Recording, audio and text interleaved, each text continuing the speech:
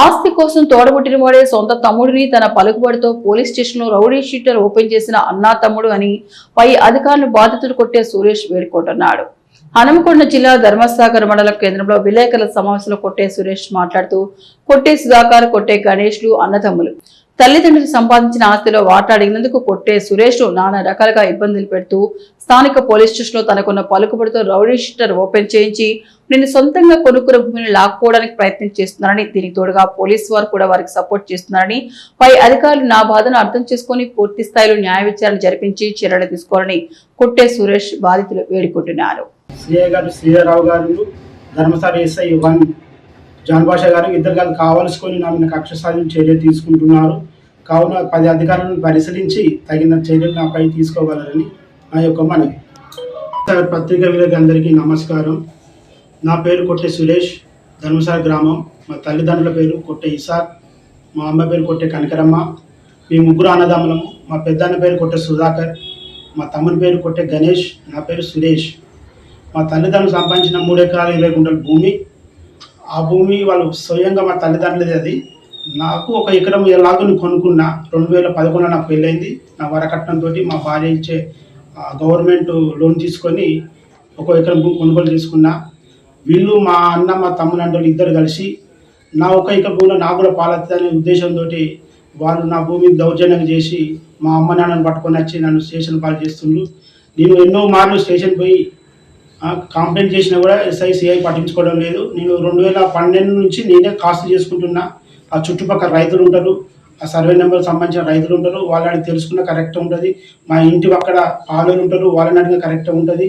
మా అమ్మని మా నాన్నని పట్టుకొని వాళ్ళు నన్ను దౌర్జన్యం చేసుకుంటూ వాళ్ళు సొంతంగా మేము కొనుగోలు చేసిన 20 గుంటల భూమి, మా ముగ్గురు అన్నదాన్ని కొనుగోలు చేసిన భూమిని కూడా మా తమ్ముడు అమ్ముకున్నాడు. వాళ్ళిద్దరు మా అన్న మా తమ్ముడు షేర్ చేసుకున్నారు.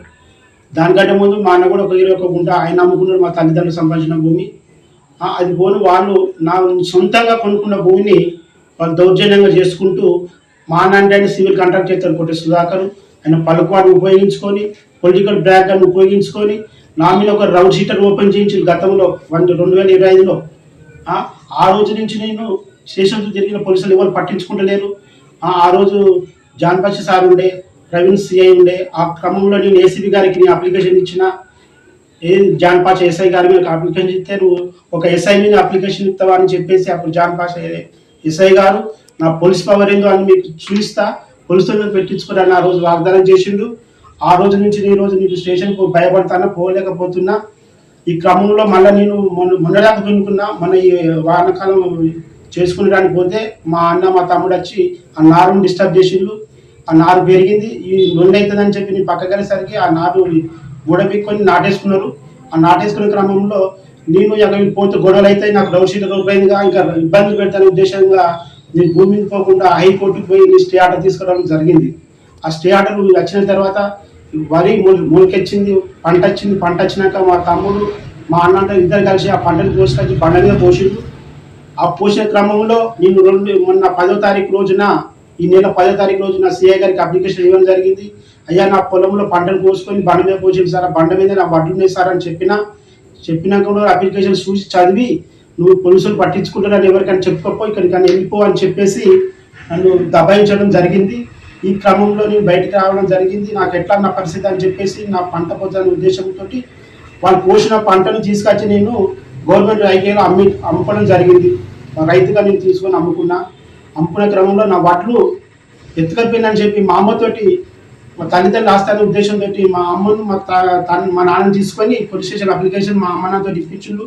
కొట్టే సుధాకర్, కొట్టే గణేష్, మా అన్న మా తమ్ముడు వీళ్ళిద్దరు కలిసి నన్ను నానా ఇబ్బంది పెడుతుండ్రు. ఈ రోజుకు కూడా సిఐ గారు, ఎస్ఐ గారు వీడి మీద దొంగ కేసు పెట్టాలి, వీడికి రౌడ్ షీటర్ అని చెప్పి బెదిరిస్తుండ్రు. ఏం దాంట్లో నువ్వు ట్రాక్టర్కి తీసుకొచ్చి పోషణ అని చెప్పి వాళ్ళని భయభ్రాంతులకు గురి చేస్తుండ్రు అని ఈ రకంగా నేను చాలా ఇబ్బంది పెడుతుండ్రు. కాబట్టి పత్రిక ద్వారా నేను విన్నపించుకుంటూ వాళ్ళకి తగిన విధంగా అధికారుల దృష్టికి పోవాలనే ఉద్దేశంతో మీ దగ్గరికి రావడం జరిగింది. మీరు అందరూ తగిన న్యాయం చేయగలరని నా యొక్క మనవి తెలియజేసుకుంటున్నాను.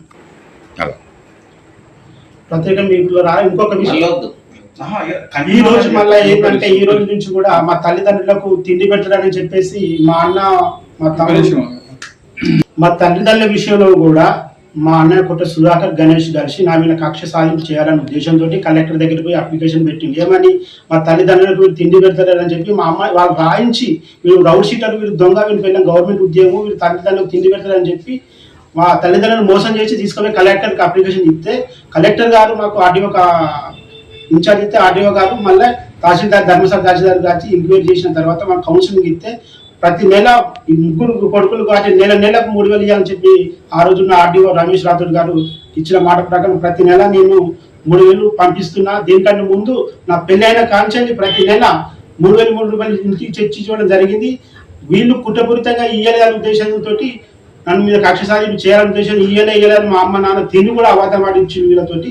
కాబట్టి నేను ప్రతి నెల ప్రూఫ్ ఉన్నాయి. ప్రతి 6 నెలల కంచెల్లి ఆ జడ్జిమెంట్ ఆర్డీఓ జడ్జిమెంట్ వచ్చిన కానీ ప్రతి నెల 3,000 ఇచ్చుకుంటున్నా. మనీ ఆర్డర్ చేస్తున్న ప్రతి నెల ఆ పైసలు కూడా ఇంటికి పోతాయి. సంతకాలు తీసుకున్న వాళ్ళు బ్యాంక్ పోవాల్సిన పని లేదు.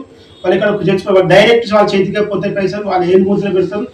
ప్రతి నెల ఇస్తున్నాం. ప్రతి నెల 3,000 రూపాయలు మనీ ఆర్డర్ ద్వారా పంపిస్తున్నా. ఈ మీడియా వాళ్ళకి తెలియపరచుకుంటున్నా. మీరు నాకు తగిన చర్యలు వాళ్ళ మీద తీసుకొని నాకు తగిన న్యాయం చేయగలరని విన్నపం చేసుకుంటున్నా.